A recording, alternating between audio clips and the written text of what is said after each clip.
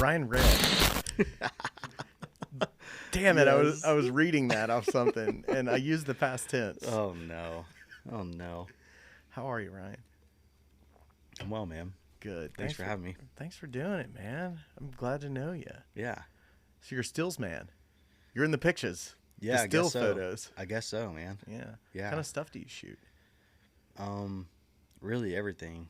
Like brand stuff or Yeah. people? Everything. Everything. Architecture? Sometimes. Really? Yeah. I mean, I never really got into architecture, honestly. It's probably the one thing I haven't got into. Or landscapes. It's hard. All the lines get all bendy. With your lens, you got to use tilt shifts. Yeah, like the smart people tell me what lens to use, and I use those. Nah, you know what lenses to use. Yeah, I do now because they told me. Well, how long have you been doing it? How'd you get into it? I have been taking photos for 8 years. Okay. Yeah, and the way I got into it was kind of odd. I mean, I had my oldest son Joa, and I was like, back then the iPhone photos weren't that great, right? So my wife and I were like, let's invest in a DSLR. And to take pictures of your kids? Of just the kids. Yeah. Like just him, just Joe at the time. And I got a Canon T3i off, I think Craigslist for like $300 with a little plastic 50 millimeter on it. The kit lens? No, 50 millimeter. 50? It wasn't the kit. Oh, yeah. it was the nifty 50 Yeah. plastic prime. Dude, it's plastic and it was awesome. And I actually, when I got that camera, I was actually making more like home videos than anything. On the T3i? Yeah. Putting it in video mode and Yeah. making some dad camcorder stuff? Dude, yeah. Christmas Day? Setting that 50 at like, dude, I was like 1.2, like as low as I can go. You're going shallow depth of field as possible, making everything look cinematic for the family. Hardly anything was in focus. I was like, this is good. And dude, if I look back at those videos, it was like, a day in the life of Joa. Yeah. And it was just your kid. and just like to super emotional music. It's great. Like I remember making a couple videos, and I just loved kind of just telling that story, of a day in the life of kind of stuff. Yeah. And honestly, like I didn't know there was no professional intention in that. Really? It was just my iPhone. We just wanted to, if we did anything with our family, we wanted it to be a little better quality, if we're going to print it out or whatever we wanted to do with it. Right. Well, what were you doing at the time then? If you weren't working in the business? Dude, I love that you don't know anything about me. Really? I love this. Okay, so at that time, 8 years ago, let's see, I guess I was freshly out of being a custodian at a church. Nice. Which one? Can you say? Mount Olive Church. That's Baptist right over Church. here. Yeah. Yeah. Yeah, I know. Like a lot of your like past guests have been like that's where I knew them from. Really? Josh Manis, Josh Lay. Really? Yeah, all those guys. So were you cleaning up over at the church? Yeah, so I grew up kind of in the youth group there. Yeah. And so in 2010 or so, I was doing nothing. I went to Southwell High School, graduated, didn't know what I wanted to do. I was like, I'm going to go play drums in Nashville, not knowing what I was going to do. I was a terrible student in high school, just terrible. Like, just couldn't figure it out. Didn't want to study? No, not at all. I don't blame you. No. I mean, it was funny because, like, my senior year was homecoming king and class favorite. Really? But I barely graduated.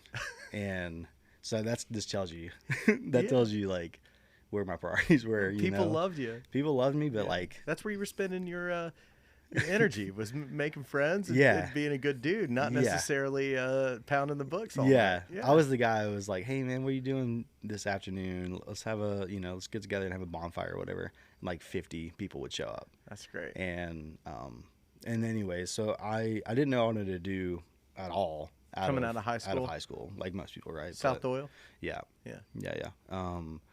So I was semi-involved in the church stuff. I was playing drums and stuff like that in the bands, and did a few summer things. And and I met my wife at a summer camp thing, and She was from Alabama. We met in Birmingham. Were you a custodian at the time? I was a custodian. For the church. Mm-hmm. I want to know how you got that job. Well, since I was involved with it, and I was kind of tight with the youth pastor there. Yeah, and he was like, yeah, this kid doesn't know what he wants to do. Yeah, and like this but dude, we love him. Well, and it's like this guy just met a girl. He has no job, kind of thing, Yeah. too. And yeah, and he loved me, and like everyone there really liked me, and so yeah. Next thing I knew, I was cleaning the church, and like that was Wednesday nights and Sunday nights, or dude, all week, every day. Really? Yeah, Monday through Friday. It was a job. It was like my first real job. It was like my first real job. Offering plate money was going to pay your salary? I guess so. I love it. Yeah, I guess so. I always wonder where that stuff goes. I know. It goes to the custodians. And it was like a weird job, man. It was the first, it was kind of my first real job, but I had, that job was so unique because I had to really get good at like spreading out my job for the whole week. If I really wanted to, I could come in on a Monday after a Sunday and be done. Really? And the whole church would be clean. And then Wednesday would come, and then Thursday I'd be done, and like the first few months I was like, how do I not be just so bored all day at my job?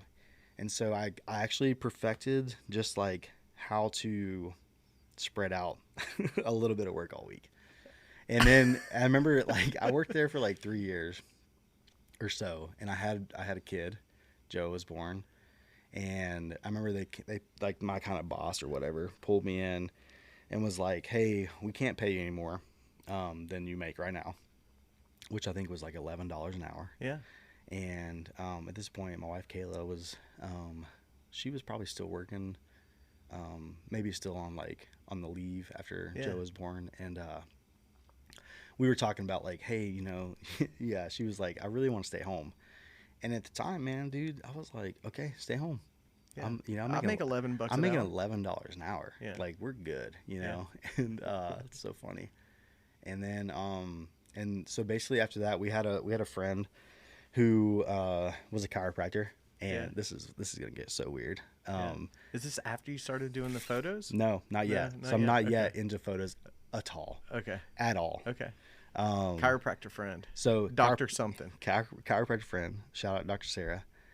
She was like, hey, this chiropractic office I'm working at is hiring pretty much a guy to manage our kiosk in Westtown Mall. Ooh. And your goal is like you're making $8 an hour, but if you like get people to sign up to come see us, you'll make, I think it was like $20 per person. So you had some commission. Yeah. And I'm like, I'll do it. Again, Kayla's like pretty much saying I'm at home now. Joe was born.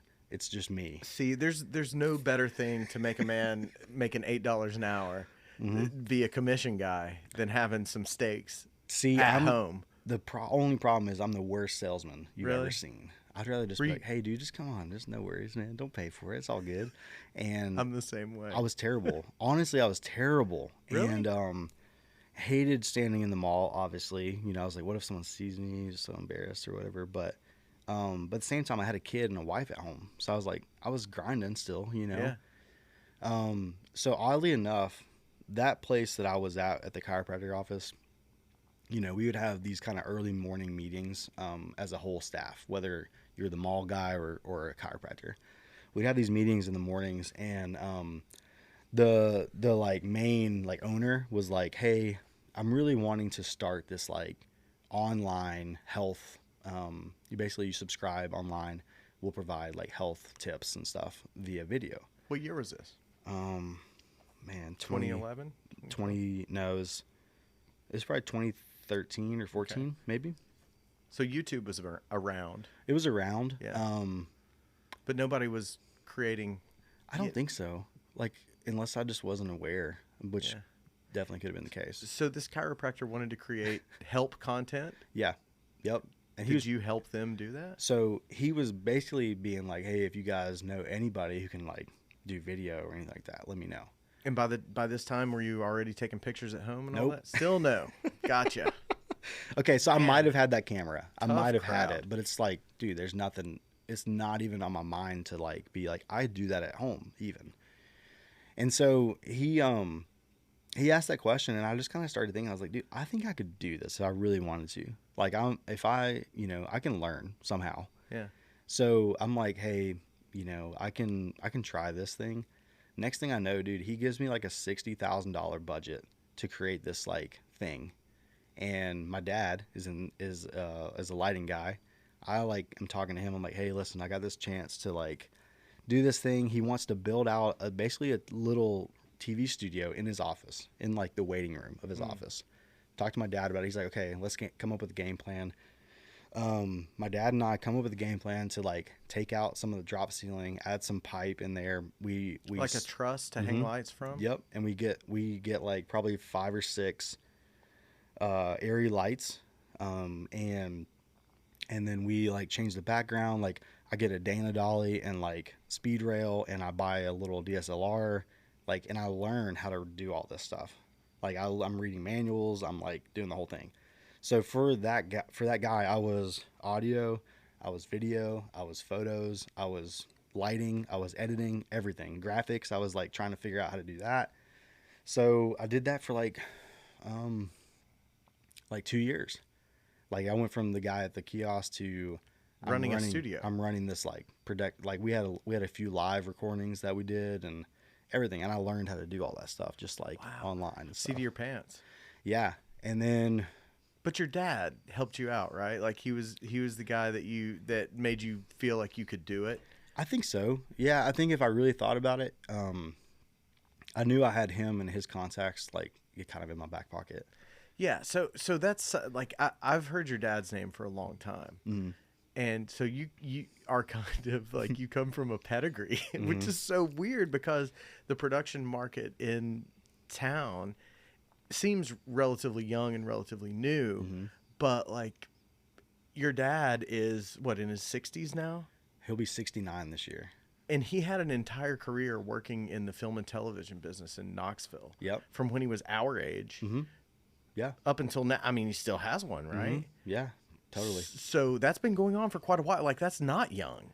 And so now we have a second generation that learned from the OGs. Yeah. Like your dad, and that's, I don't know, that's wild to me because I always picture the production market around here and the content creation market around here as being young, but it's not. No, I mean, my dad in a lot of ways, like, I mean, as I get older, like I'm so much like him in a lot of ways, but but honestly, like I never really intended to be where I'm at right now. Yeah, it doesn't sound like you were on the trajectory to follow in your dad's footsteps and be a film and TV production technician. Yeah. You're cleaning the church, right? Yeah, I was just trying to like support my family, like, right? Honestly. Yeah. But then you hit up that like natural thing you had, that natural market. Yeah. And we're able to plug into it. Yeah. But you're doing stuff a lot differently. Yeah. Totally. Like I said, your dad's been doing this 40 years, right? Or so. Things are a lot different now. Yeah. Too. And I think it's super cool though that you were able to dig in and start to get kind of, you knew the right people to call. You had the right connections in there. Yeah. And you had an interest for it, obviously. Yeah, I mean, as a kid, I was one of 4 sons to my dad. So if he was doing any kind of side gigs, I was cutting gels or, helping him focus lights on these little side projects as a little kid. You're going to work with your dad? Yeah, I mean, not all the time, but if he had something kind of like a side gig or anything like that, where it was like, he would say, yeah, I can do that, and then he'd bring all of his kids to the church or whatever that he was like, the TV church or whatever, and dude, I've got vivid memories as a kid cutting gels, like of cutting being a grip. Yeah, totally. And even then, it wasn't like, oh, I wish I was this one day, And I'm not sure, like, those kind of conversations are still coming. Like, I'm trying to pull this more out of my father, like as I get older, on like what was kind of your mindset on like not raising up of like 4 sons. I mean, you're a legend in Knoxville. Like, we could have easily had our own little lighting and grip company as just a family, you know? and like his thought behind that. And I think a lot of it has to do with like, I don't think he figured out while he was my age, how am I going to do this and also have like a thriving relationship with my kids, you know? And I think that was a huge part of it. And in a lot of ways, I'm thankful that I wasn't drug into the industry. Yeah. Because my dad was in it. Yeah. I think I would be very hesitant to lead my kids into the film and television business just because it is such hard work. Yeah. It's happens all hours of the day. It's somewhat unpredictable. You got to be flexible. It can be hard on a marriage if you don't, you know, and a family. Totally. But it sounds like your dad kept it together. You said how many kids?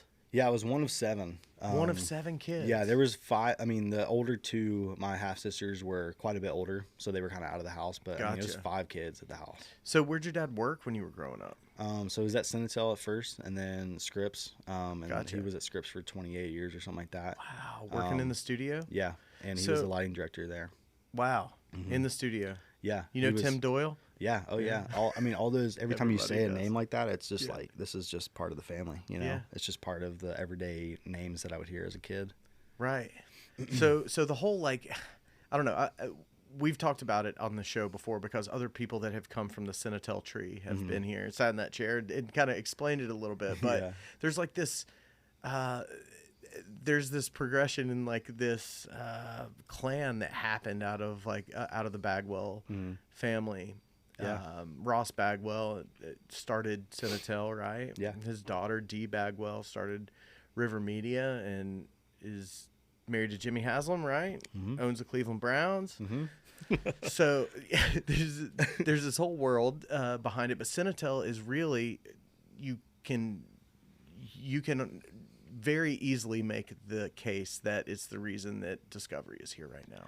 Yeah. I mean, my dad still talks about, you know, the grip truck that he built out called the Shooting Star. For Senatel? Yeah, back in the day. I mean, we laugh all the time about, you know, him working hard for crews just in Knoxville just to have lunch on a long day, you know.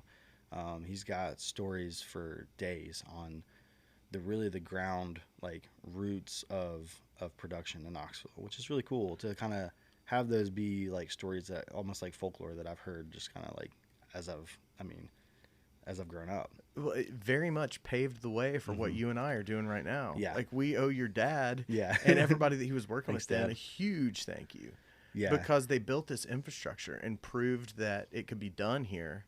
And then that, I think, stood on its own merit to a point where 30 years later it gets acquired by Discovery because Senatel gets folded into Scripps, right? Yeah. And then, you know, becomes Scripps Productions, I guess. Yeah. For a while, becomes its own department, film division, all that kind of stuff. Yeah. And then Discovery buys it a few years ago. Yeah, it's crazy. My dad's so proud of all that stuff. He should be, man. He's so proud of it, and it's cool. It's cool just to still be riding that wave that happened, you know, 40 years ago or so. You know, it's wild. It doesn't seem like it's any smaller now. It doesn't seem like it's passed us by. It seems like it's somewhat proliferated. And it seems like the foundation was sturdy and that we continue to build on top of it and do things in new ways.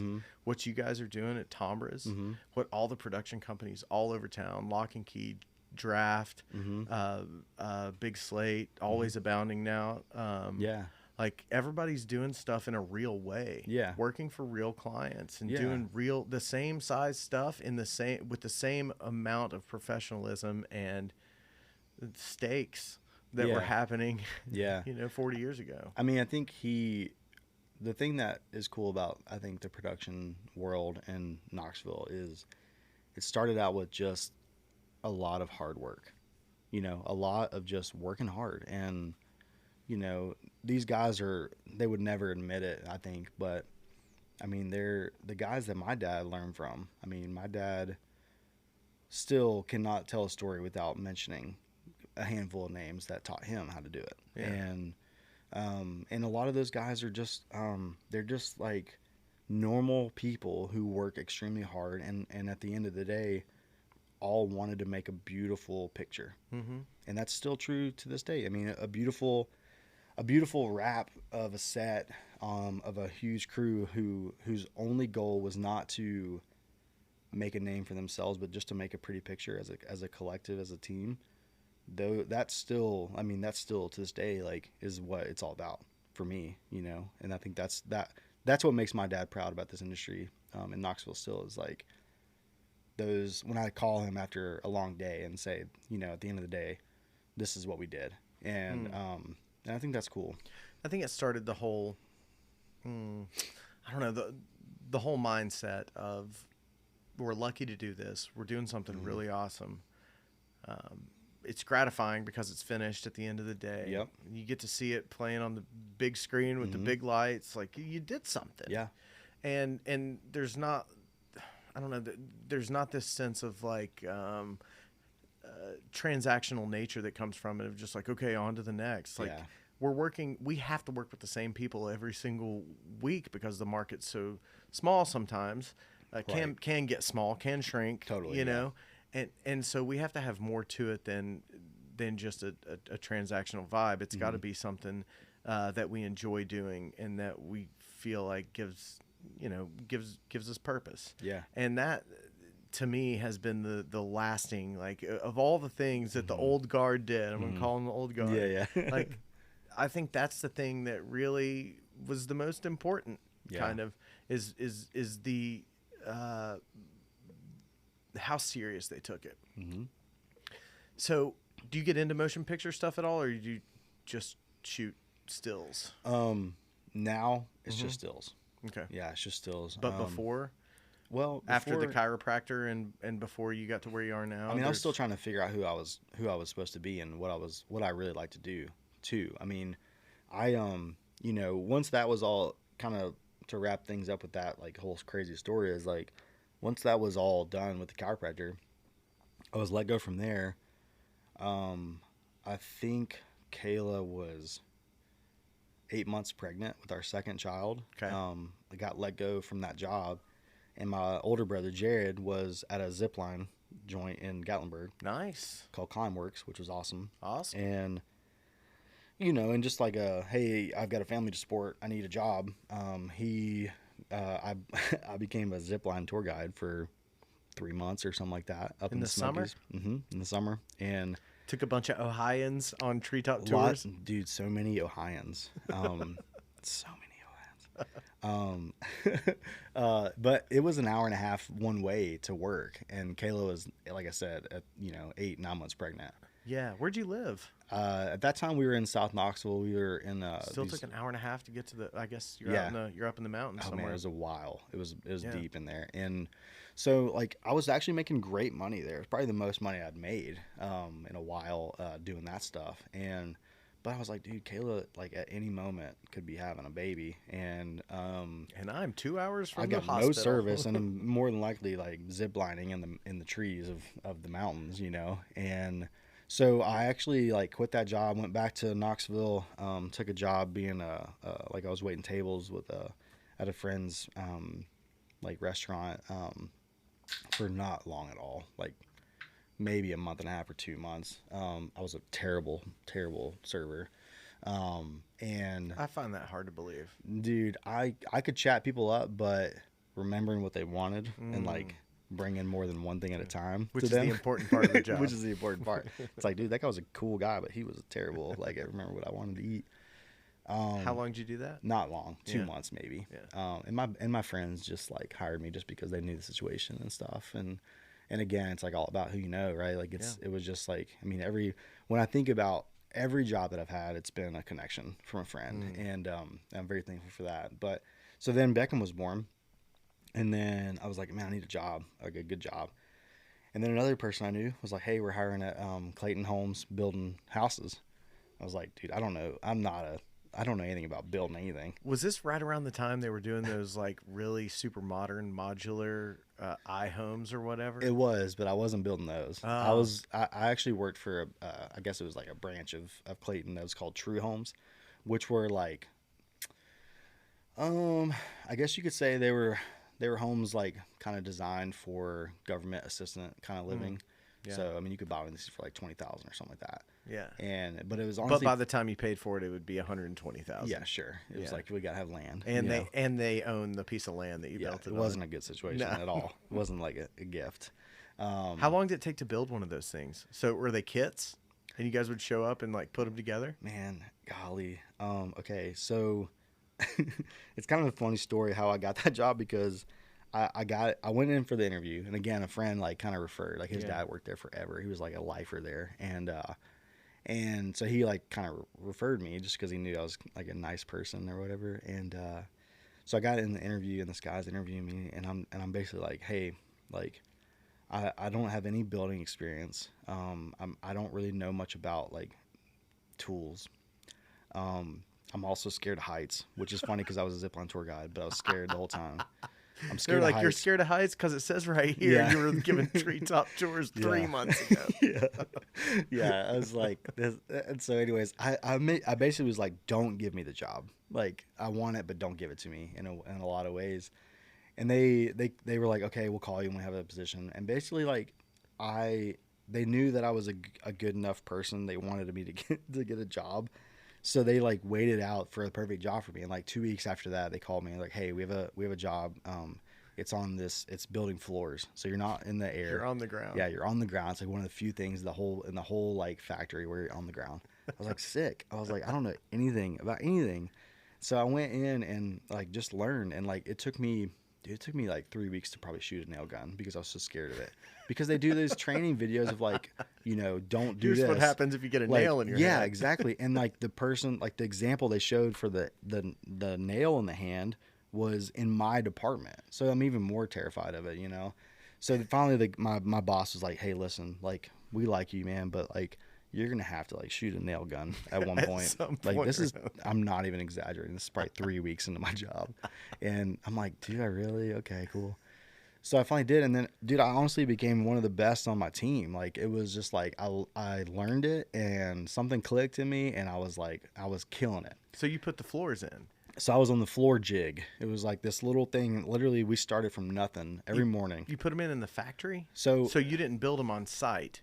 we built them. On site. Yes. Okay. So we go in, and we're the first in line in this like factory, and literally like on Monday, I'm pulling out this like plastic bottom board of a house, and that's the first thing. And there's this whole like jig set up to where we can kind of build it right there. Pulling it off what? Off a line? Off a roll, a roll, and I'm pulling it, and I get it in place, and then we start, and then we build the frame, we build the joists, like we do the insulation, the plumbing, like all the stuff, and then we send it on. And so I feel like we did. By the time I got through the whole line, I think we completed like 6 full like double sized trailers a week. Okay. And it was like cranking out. But Yeah. you were in like a factory setting. Yeah. Yeah. Warehouse. Building Total. the floors and So I was putting them on a truck. The joke was I was the guy who didn't want to shoot a nail gun and wear skinny jeans. That was me. And I was like, yeah, I mean, it's just, you know, the environment of those kind of people, you know, and it's a certain type of person that works there, and I worked there, and I fit in really good. And by the time I was there for 9 months, it was funny, man, like telling them, hey, I'm leaving. I got a job being a photographer at an ad agency in Knoxville. They're like, what? At an ad They're agency like, in Knoxville? what the heck is any of those words you just said? And so, yeah. And then from there, like I knew another guy, Ryan Daly, who saw something in me that I didn't see, and pitched it well enough to Tom Briss that they believed him. And dude, my reels, because at that time I was hired as a editor / videographer. That was my title. And my reel was literally my kids at home. Yeah, I was gonna say, did they see some of your Christmas morning stuff? And they Yes. said That's all I had. This guy's got a 1.2 50 millimeter lens. Yeah, dude. He knows what he's doing. They knew I was artsy. So Ryan Daly got you in. Yeah. I don't really know him. I had a phone conversation with him about probably 8 years ago, maybe, right when he started working at Tom Briss. Yeah. And I think he just started working there, but he was traveling overseas with one of the project managers and doing something. Oh, yeah. And I had just gotten back from, He went to Norway or something. yeah, that's right. It was, it was somewhere up there. Mm-hmm. And him and the project manager or something called me, and we had a conference call about like what it takes to fly a bunch of camera gear into another country. Yeah.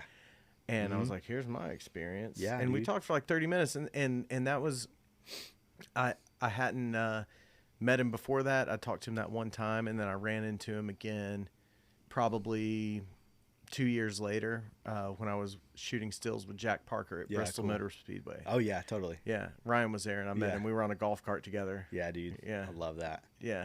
So he was there before you were, and he was the guy who kind of pulled you into the Tombras fold. Mm-hmm. And this is what, 5 years ago? This is 5 years ago. So, Tombras looks nothing like it looks like now. Then it looked was much different. It was, there was no I don't even know how to describe it. Daly was, I think his title was director of photography, but I think he got hired on there as a digital project manager. I want to say he was one of the first people that held a camera. Yeah. At the agency. 100% was. 100% was. I don't know the total story, but basically it was like he was a digital project manager. He came from an internship straight out of UT, and this is like his first job. And I think Charlie Tombras was like talking something about video. And Daly said, I have some experience in this, and that's kind of how it was built, was through that, which is really cool. Really cool. The person who introduced me to him was April Timko, who was at another ad agency in town, and she was doing a project with him and using him. I was like, this kid is good. Mm-hmm. Check him out. He's awesome, man. Is he? Really, it's cool because we knew each other through going to the same church, and I knew Mount him. Olive. No, this is different. This church? is at way different than Mount Olive. It's a church called Ignition, and it was a church plant from Charlotte, from another bigger church with one of the awesome fancy logos. Yeah. It was a contemporary cool, service, hip church. Yeah, it was totally. There's a bunch of those everywhere, man. Yeah, my wife. That's a big part of my wife and I's story. Really, we were looking for something other than Mount Olive Baptist Church. And found something a little more your speed. And it was cool. It was great for. But that's where you met Ryan. That's where I met Ryan. Okay. And dude, when I met him, I was like, this guy's so cool. I'm like, if I could just be as cool as he is. He was wearing flat bill hats before. I thought that was cool. Before it was cool. I'm like, dude, he's young. He's young. He's younger than both of us, right? Mm-hmm. Yeah. He's like a year and a half, 2 years younger than me. Okay. I think he just turned 30, actually. Yeah, there was a movement right after I got to be in my mid-20s where I was like, yeah, I'm old already. Yeah. That didn't take long. Yeah, exactly. Dude, I feel old when I think about Ryan Daly. dude, this guy's cool as shit, man. Sam said this to me the other day. Sam was like, I watch college football and I still feel like those guys are older than me. Mm-hmm. Absolutely. I'm like, these guys are 19 years old. It's crazy. I'm with you, Sam, on that. 100% on that. But yeah. So were you asking Ryan for pointers on your home videos for your kids? Did you know he was in the business, the racket? Dude, I didn't know. You didn't know what he did. You just knew he was a dude in the flat bill hat looking cool at church. Okay, so kind of back up a little bit. I had started shooting weddings. And stills or video? Stills. Okay, so it's crazy. I was shooting stills and videos of my kids again, posting them on Instagram. Yeah. That led into me having a wedding photo career. Really? People reached out to me saying, "Hey, I love these 1.2 photos of your kid on one lens. Will you shoot my wedding?" And I was like, "Sure." And then all of a sudden I'm like, I think Daly, our connection started was someone at Tombras was a couple at Tombras they were getting married. They're from out of town. They didn't know any photographers. Ryan said, you should check out my buddy, Ryan Reed.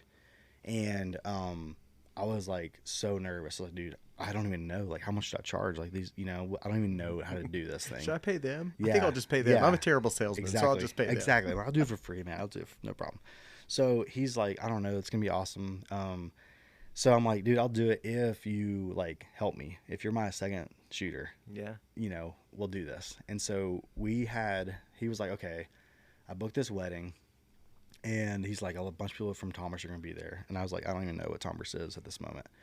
So this is, are you still flooring at this point? Let's see, what am I doing at this point? I'm flooring. I'm totally flooring. Yeah. You're flooring. Yeah. And then you, in between flooring and Tombras, you say, maybe there's a wedding Yeah. So There's a niche in the wedding market. And it was just something on the side. It was just something on the weekends, you know. Gotcha. Supporting your family. And there wasn't a lot involved. I mean, it was like 2 weddings a year. It wasn't like a big thing. But I'm like, hey, dude, you know, let's go have a beer and let's talk about like the plan for the wedding. You know, I was trying to like really professional and cool. So in the middle of this, like talking about how we're gonna execute this wedding, he looks at me, he's like, dude, he's like, you should totally apply at Tombras. I'm like, what are you talking about? I'm like, dude, I don't even know what I'm doing, man. He's like, dude, just do it. I'll help you get your reel together. Like, let's do it. And dude, no kidding, 2 weeks later, I was hired at Tombras. Really? Yeah. As an editor and videographer. Yeah. After shooting a wedding. Which we were editing in Avid at that point, which I definitely didn't know how to do. I could do Premiere barely, but it was, dude, I learned on the job. Totally. Did you? I owe Ryan Daly so much, man. Really? Oh my God. I can't believe where I'm at, honestly. I hear a lot of people say a lot of good things about that guy. He's the best. Yeah. He needs to be the next guest on here, honestly. Sure, bring him on. Yeah. Yeah. Sam actually said that before you got here. Yeah. Yeah. He's like, oh man, the other Ryan's going to be on? I was thinking the Ryan Daly. Mm-hmm. What was it like going from family videography / wedding photography to working at a big boy ad agency and being responsible for moving pictures? Dude, I don't even know. Like my first couple weeks there, I feel like we're kind of a blur because, I mean, my first literal 2 weeks, my office was an Apple box and a like camera cart as my office, and I didn't have a spot. I was kind of like in this weird like. It's a real power move, Tombras. Yeah, totally. I like it. Yeah, it started like. I like it a lot. Yeah. And so and a lot of that I think was just me just not knowing where I kind of fit in. Did Ryan Daly help you out? He did as much as he could. I mean, he's busy too, right? He was so busy. Yeah. I mean, that dude. I mean, I remember like the first time watching him like have his office door closed and like Dooley Tombras going in his office for an edit, and being like, dude, is that what I'm gonna have to do one day? Am I gonna have to sit with the boss man? I promise you, I'm gonna hate it, and I'm not gonna do good, and it's not gonna end well.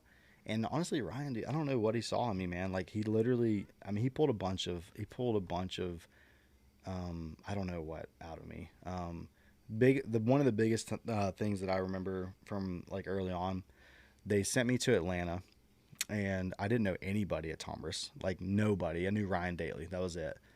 They sent me to Atlanta by myself to shoot a kind of like a tack-on video for another bigger commercial. Right. It's like a follow. Yeah. Follow him with a camera, make an edit later, and my thing was I'm going to shoot on the pre-light day. The pre-light day was going to be the day that I get the talent for just a little bit of time, and then I'm out. And the next day, you know, the real commercial is going to happen.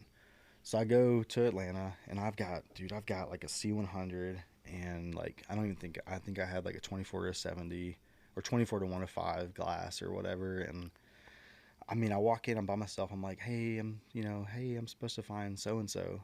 Dude, I didn't even know where I was going or like what was happening or how production even worked. Right.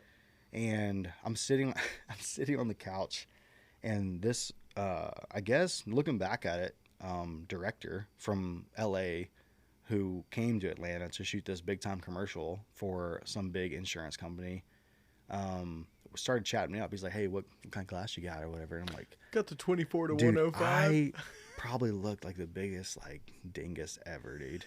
And I'm just trying, and I'm texting Ryan Daly in the middle of it, like, bro, like, help me, like, I don't know what I'm doing, like, I was terrified, like, literally sick to my stomach.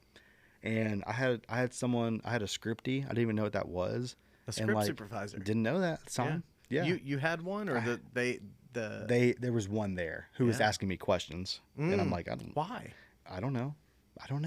And then the gaffer started asking me questions how I want things set up. You must have looked like you knew what the hell you were doing, or nobody would have. I'm not sure. I wish that I was, dude. I wish I was outside looking in, because literally, I'm having conversations with the gaffer on like how do I want things set up and lit and stuff. Yeah. And I'm just like, I don't know. Okay, so I think I know what happened.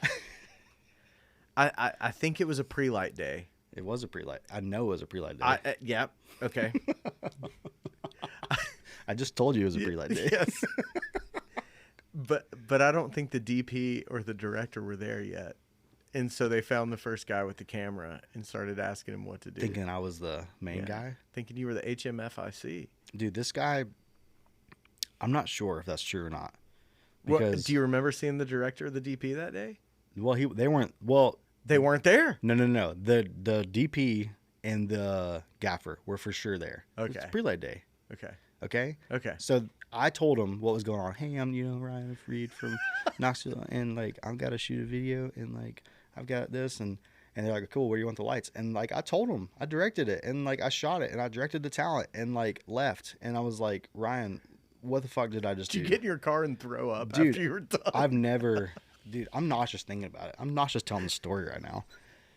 And I remember telling Ryan, like, dude, I don't know what I'm doing. And he said, bro, that's cool. I feel like that 99% of the time. I'm like, oh. And it made me feel better. Yeah. It made me feel better. Yeah. And like now to this day, like when I'm like directing like talent as like the, photographer on this big $100,000 gig, like I remember those times. I'm like, no one here knows what they're doing. They just want to be told. So let's just tell them. And then we'll figure it out. Yeah. And we'll hug at the end, That's the thing that makes it dangerous, though. Yeah. Is that someone can mask incompetence with bravado and just, like, take over a scene. You're like, wait a second. Who are you? Like, did you... Yeah. Are you part of this thing? Turns out I'm kind of good at it. So... Well, Turns out I'm kind of good at it. So what happened next? Did you dig into that world after that? You were like... I can actually do this with a camera, with lights, with directing talent. Yeah, I mean, I felt like such a phony, and I think all people do at some point. Imposter syndrome. Yeah, that was. Strikes. I mean, dude, it was the most in my face that's ever been. Yeah. And I remember going home afterwards and just like being emotional about it and being like, what just happened, and is this what this will always feel like? And now like. After being in it a while, I know that it doesn't feel like that all the time. A lot of times it's a lot more quiet than that, And but I mean, just because you feel more comfortable doing it, you think? I think so. Is that it? I think so. There's not as much racket in your head. Yeah, I think at that point I thought there was a right and a wrong way of doing it, and I think now I know that there's not. I think it's up to you. It's a lot of it is what I'm going to bring to the table, and it's going to be my secret sauce. That's why you're there. That's why you're there to begin with. Yeah, that's the part that you were sent to figure out. Yeah, and I think, dude, I think I'm really beginning to figure out that that what I bring to the table is actually valuable. Yeah, that's awesome, man. Yeah, and it's unique to me, and it's like, someone really wise, man. He told me like, only I can bring what I can bring, and I don't have to make you bring what I bring. Let's just bring what we all bring, and I think that if we kind of sit into that world and we kind of get comfortable there in a good way, in a healthy way, then it's really cool. Like what we can really accomplish together. That's what I think is so cool about being a photographer who's directing talent, somebody in front of the camera, a director, an assistant director. The fact that you don't have to be able to do every job great. You just need to be able to bring the parts together and make sure that everybody is helping push the ship in the same direction. Yeah. And then put a little bit of magic on top of it if you can. Yeah. Yeah. And sometimes I don't know I'm bringing the magic.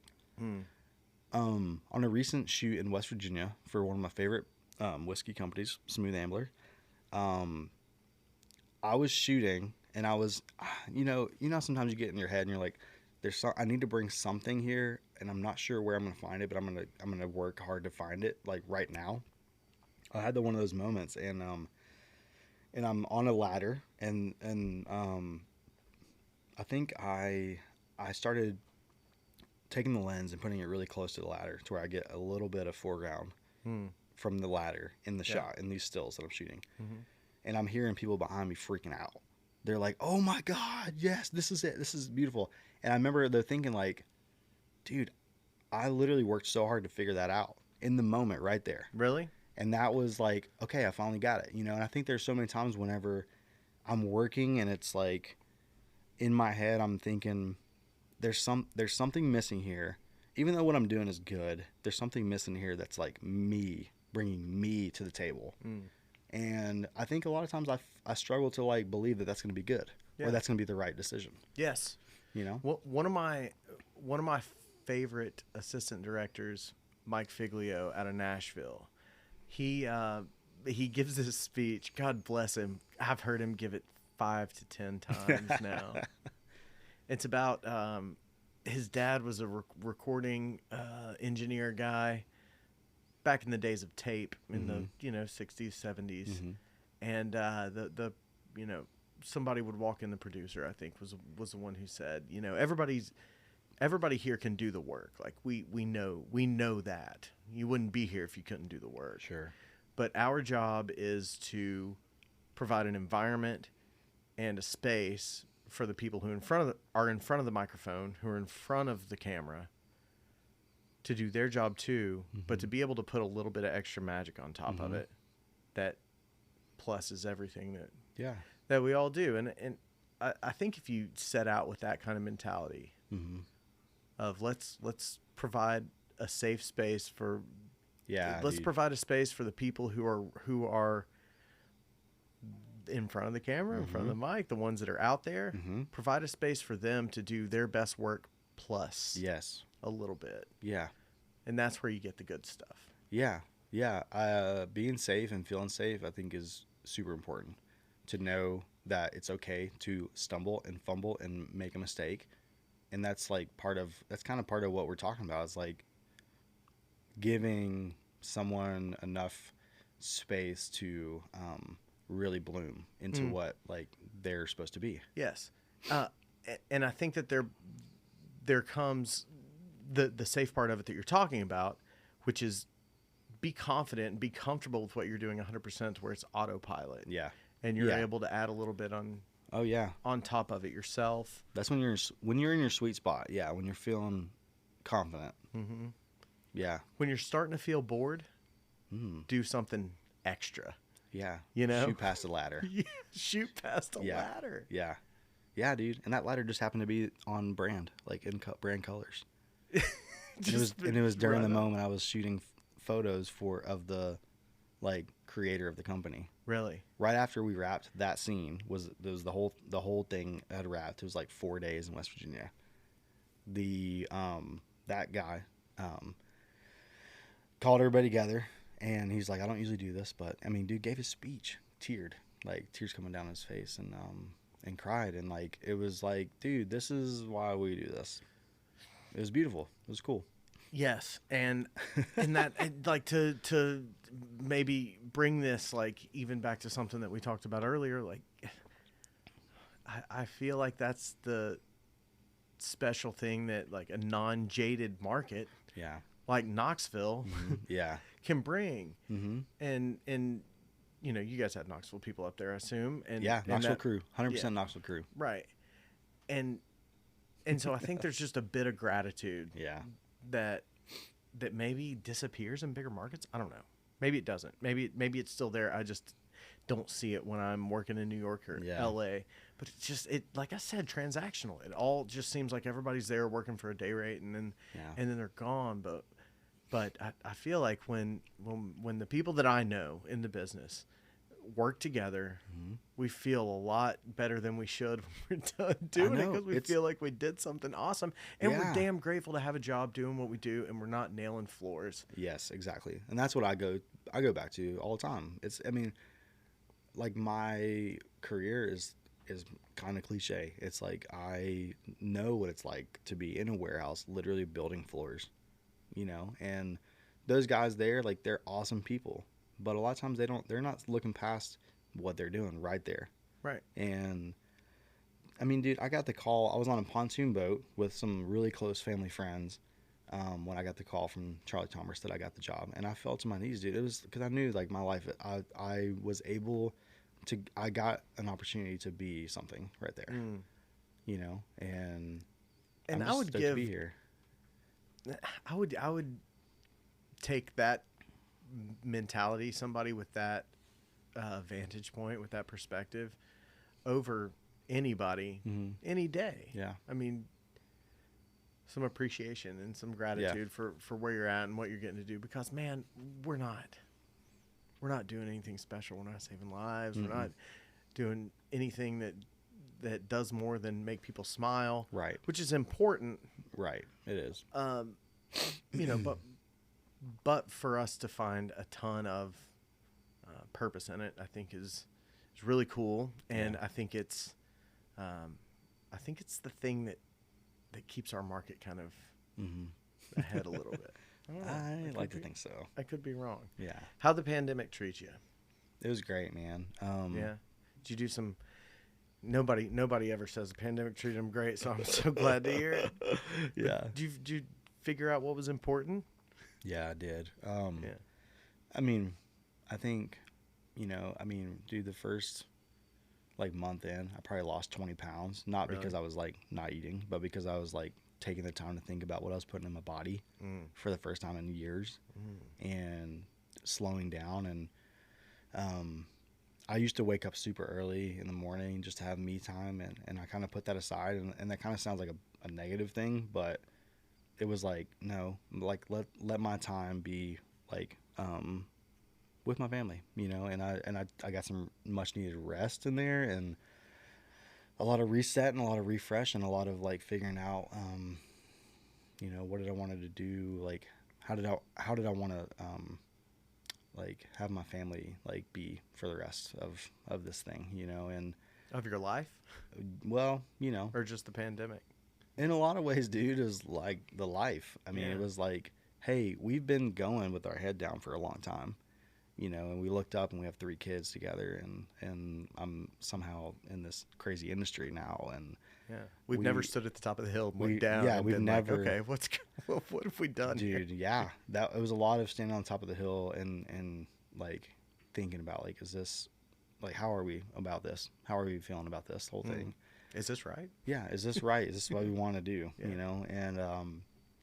And thankfully it was, because going back into it, it's like okay, the pandemic is not over, but it's, we're back to work, and we're again at this moment where our heads are down.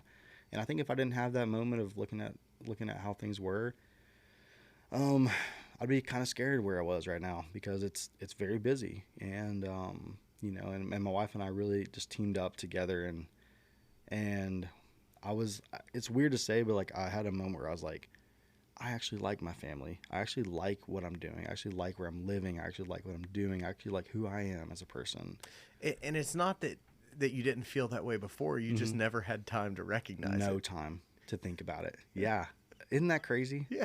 It's so crazy. And really, I told myself I'm not going back to work the same. Like, I'm not going to. So are you different now than you were before? I like to think so. Mindset wise? I think so. Really? Yeah, I think so. Man, I just met you tonight. I'm kind of know. glad about that. Like, Yeah. I feel like I caught Yeah. you at a really good time. I mean, I was, let's just say this. Before the pandemic, I was kind of like I was talking to you about before. Like, I was trying to figure out my value in a lot of other things. And a lot of it had to do with how much money I was getting paid.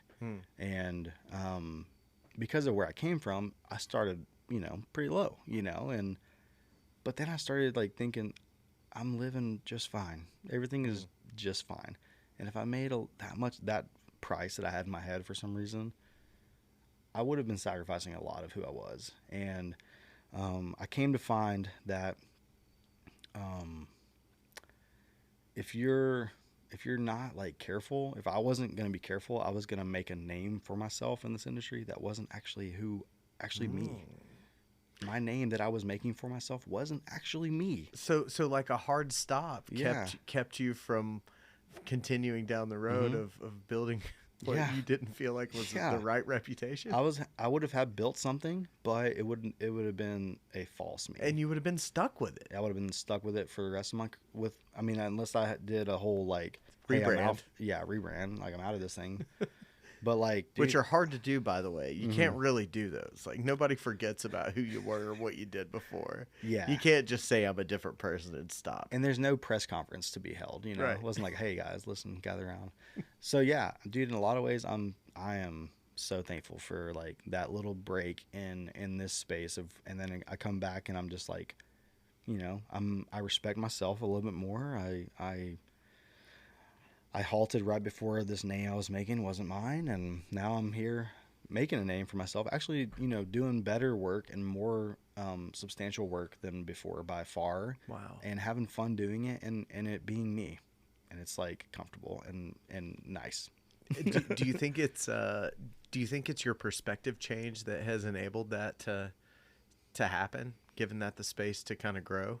Yeah, it was. I got caught up in like, if I'm an advertising photographer, these are the things that I need to check off the list, and I know that's not true. And it goes back to that whole like scary moment in Atlanta.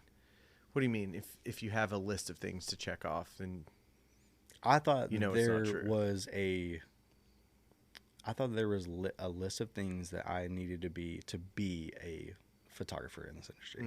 You thought you had to check boxes in order to be able to say that you did the thing the right way, to have cred, and I know that like my kind of story leading into where I am is like not the norm. I didn't know I wanted to be here. I was kind of, in a lot of ways, I feel like I was just brought here and like plopped down. But I'm also learning that like that's not true. That I worked hard to get here. That I've worked at my craft to get to where I'm at. And that I deserve to be here. And in a lot of ways, I didn't feel that way before. I thought I'm such a phony. It was the imposter thing. It was a big time for me, dude. Big time. So having that reset and having those conversations with myself and with my wife and just with people I trust in the industry and in life in general, just totally reset me to where I knew going back I wouldn't be the same. It's probably going to happen again. Like if this pandemic goes away 10 years from now, we're all going to feel like we're the same thing you felt right before it started. Probably because, we're plodding down the road and doing, fast as we can. Busy. You busy? I'm busy. Oh, yeah. But maybe it's good for us to have a little bit of consciousness around I think our situation. I think it's good to have somebody or something in your life to make you do those kind of resets without a pandemic occurring, whether it be... Yeah, I guess you have to be intentional about it. It's very intentional, dude. It's very intentional. It's very... I mean, I have a life coach that I see monthly. Really? That's that's not even in this country. That's not even in the industry. It's just somebody I can talk to. You buy it, or is it working? Oh, yeah. Really? Yeah. I mean, a lot of that... a lot of what I'm saying is coming from what I've learned from this. Really? Yeah. Yeah. I mean, and it's just like... It's just something to... This person... speaks life into me from an outsider's perspective. They don't know who I am. They don't live in this country. So a lot of it is not even how we do things in this country, mindset wise. Right. And I see him twice a week or twice a month for a year and a half, probably. That's fun. I mean, I feel I don't want to awful. sound like a weirdo, but no, I feel awful because like when I hear people say I've got a life coach, I'm like, oh man. Yeah. It just it feels weird. It's just it feels weird. But who you know wrote what? a book, and I'm like, I bought into the book. I reached out to him, and like we do this thing. Yeah. But that's merit to me. The fact that it's positively impacting you. Yeah. I have to change. I have to quit being such an asshole, man. You're great. I gotta quit being so judgmental, dude. On this one night that I've got to hang with you, you're all right. You're pretty cool. But I mean, a lot of it is just like, hey, how can I get an outsider perspective on my life? Mm-hmm. Maybe that's the thing we were talking about how do you, what's going to reset you other than a pandemic? Maybe it's somebody else. Yeah. Maybe it's somebody else's perspective. It's valuable. It's valuable. I mean, in the world that I'm in, you can put your head down and wake up and be 2 years into it and be like, hey, I did the same thing that I've been doing the same thing for 2 years. And wake up and be like, cool, let's put our head down and do it again for 2 years. Yeah. Didn't grow at all. 30 years down the road and nothing's changed. Yeah. So any like stuff you're excited about, new projects coming up that's happening well, dude, at Tomers it's like something new every week. Yeah. I mean, that's kind of the beauty of it. Just new clients, new projects. Yeah. You get briefed on stuff, and then you figure out their look, how you want to fit into the whole message. Yeah. So do you have to interface with a bunch of different teams, whether it's like copywriting or, Yep. or design teams. Or, Yeah, a lot of social media teams too. A lot of that's such a big part of people's strategy, brands strategy these days, that it's nice that the professionals are starting to dig into that world instead of it being an afterthought, an intern with a telephone, you know? Yeah, totally. No, it's at Tombras, I mean, our like bread and butter a lot of days is, hey, what are we posting on social media for the month of November or whatever. Great. And so like the days, I don't want to say it's days that I'm like on autopilot, because I'm not, but a lot of times it's like, hey, let's go in the studio, let's do something on the tabletop stuff. Let's you know, we know where the lights are going to be. We know this brand very well because we do it, you know, monthly kind of thing. And so those are nice to have as fillers on the in between like big jobs, you know, in quotes, big jobs. So yeah. I feel you. It's a lot of fun to go in with a blinking cursor, a blank page, and to be able to come up with some ideas and have some fun. That's why we got into it to begin with. Yeah, dude. I mean, like this, like we just got off a big shoot for Smooth Ambler in Knoxville in the rain, and it was cool. It was a big deal.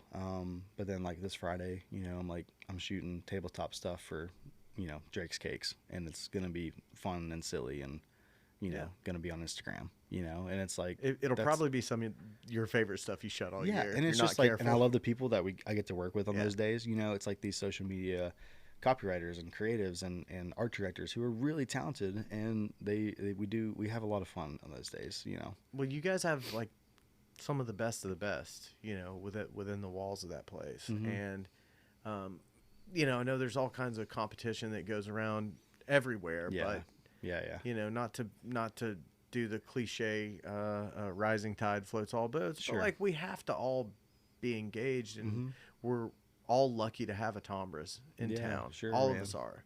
I mean, we can't keep Pop Fizz can't keep the freelance market alive. You know what I mean? Yeah. It takes 100%. everybody.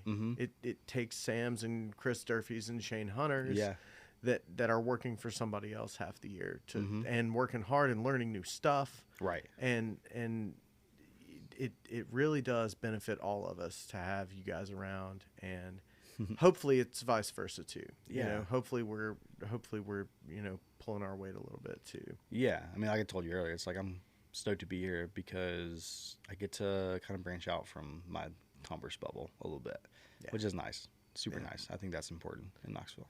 Well, we all know the same stuff. It's kind of silly. It's like, why would you not want to spend time with people who are interested in the exact same things as you are and doing the same things that you are on a daily basis? Like it's the basics of building a friendship, really. Like similar interests. Yes. And so, you know, why do we have to be separated? Because we work for different companies, or because our flags are, you know, different, you know? There's a lot more to it than that. Dude, what else we got? What do we miss? We could sit here and talk for 3 hours if you want. I don't even know how long it's been. I mean, it's been great, man. I mean, I'm a huge fan of the show. So it's like to be on here is awesome. Well, I think you're really a like almost the exemplary guest of like somebody who I don't know, I know of, very interested in what they do, and to be able to sit and talk to him for an hour and figure that out, like this is a great excuse to be able to do it, because you know. Because I would want to do this anyway. Yeah, I know. And like we talked before, it's like it's just trying to figure out a time to get this going. It's nice to have something on the schedule that I can look forward to. You know, otherwise it would never happen. Yeah, I know. Busy man. But yeah, I mean, just, you know, I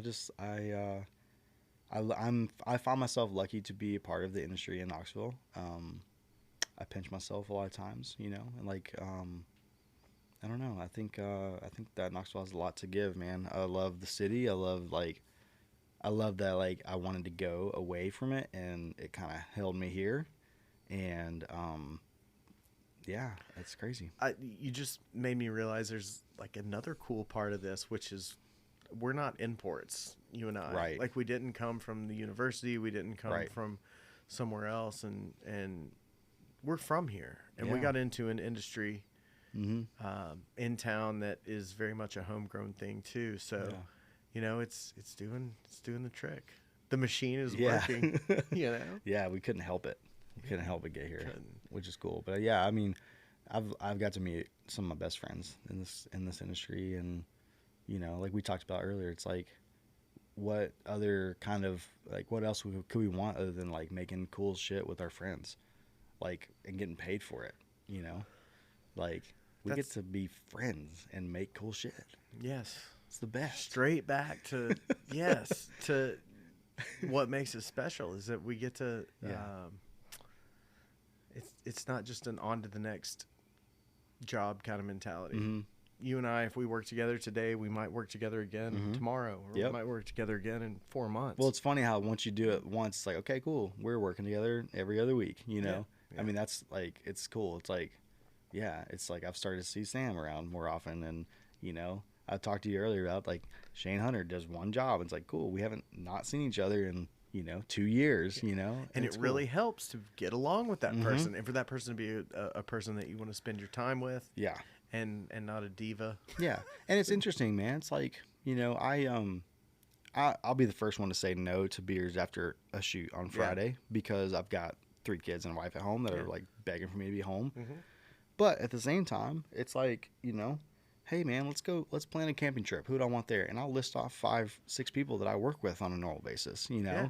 And it's like, you know, we might not be best friends outside of work, but you like hanging out with them. But I can't wait to hang out with you next time. Yes. You know what I mean? It's like over and over again. I can't wait to do that. And this is the first job where I've, like, you know, started to create these friendships that are like really true and deep. And like I said, like, there's nothing, me and Daly laugh about it all the time because, you know, I don't know another industry or profession where you go into it day one not knowing who the person is.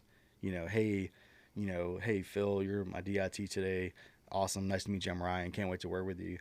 We work all day together. We make beautiful shit. At the end, I'm hugging you, and I'm like, and I'm thankful for you. You know what I mean? It's like, what? That's like, I don't know a lot of other places that do that. I think the first time I felt that was actually on a Tomber's job. I was freelancing as a camera assistant for a Farmer Charlie shoot, I believe. Yeah, cool. Years ago, probably 7 or 8 years ago, and Beef and Pie was in town shooting that stuff. Oh yeah. Which they, like, that production company, like, they're the best. Yeah. But they were some of the first people that I saw bring that mentality of, we can all be happy when we do this. Man. We don't have to be yelling at each other the whole time. Oh my God, I love it. And I'd worked with them a couple years before when they'd come in town, but after I think it was a 2-day shoot for Farmer Charlie or Food City or something like that. And we all went to the Casual Pint afterward, and we sat down, and it was like, I swear to God, I had just worked with these people for 3 years. Yeah. You know? Yeah. And knew them so well, knew their personalities, knew, you know, what jokes they thought were funny. Oh yeah. You're best we'd friends. Spent 2 Inside days jokes together. are already happening. Yeah. Yeah. I know. I don't know if it's because, like, it's just like a lot of people working their asses off in a lot of times, like, not the best conditions, you know, whether it be like so hot or just on your feet all day or what, but like everybody on a healthy, beautiful set is working towards one goal, you know, and like, I mean, there's a lot to be said for that, dude. I think this is my thing. I think that everybody's working so hard on set to do this thing. They're using their entire brain. There's no room for them to put on any falsities or put on a face. That's a great point. You get to see who people are. That's a great point. Because they don't have any room to bullshit you. Yeah. Because they're working as hard as they can.